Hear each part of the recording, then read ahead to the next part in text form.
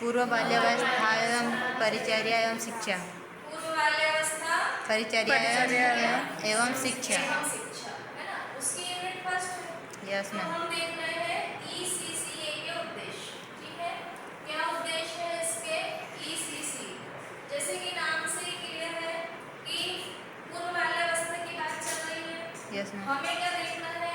ECCA के उद्देश्य। उद्देश्य। ये क्या होता है? तो इसमें है पहला, शारीरिक एवं गत्यात्मक कौशलों का विकास। इसमें क्या होता है?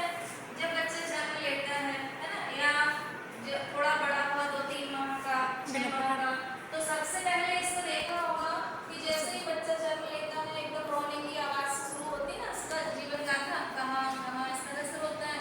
फिर 2-3 महीने का होता है तो आप आते जाते हो तो देखते होंगे कि जब आप उसको एक स्माइल देते हो, कुछ बोलते हुए निकलते हो, तो वो भी आपको देख के हंसता है। तो उसमें क्या होता है? सामाजिकता का विकास होता है।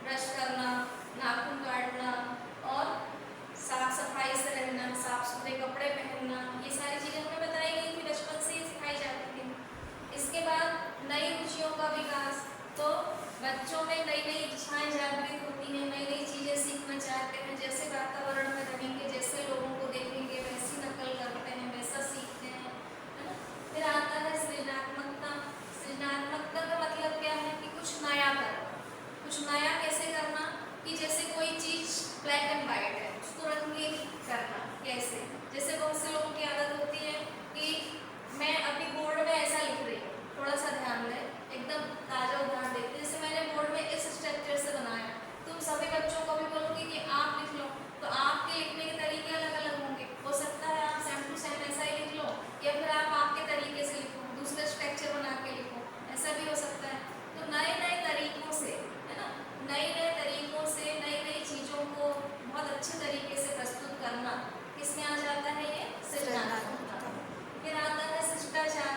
शिष्टाचार में हम देखते हैं अभिवादन करना, हम छोटे बच्चों को सिखाते हैं, इसके नमस्कार करो, इसको पैर पड़ो, इसको टाटा बाय बाय बोलो, मतलब ये सब शिष्टाचार के अंतर्गत आते हैं, है ना।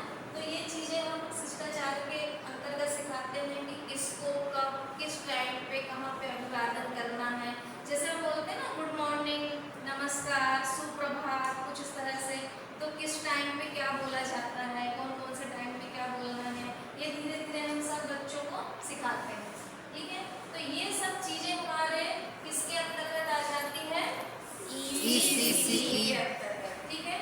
तो ये ECC के उद्देश्य थे, ये सब हमने देखे, है ना, समझ में आ गया आप सबको? Yes ma'am. ठीक है।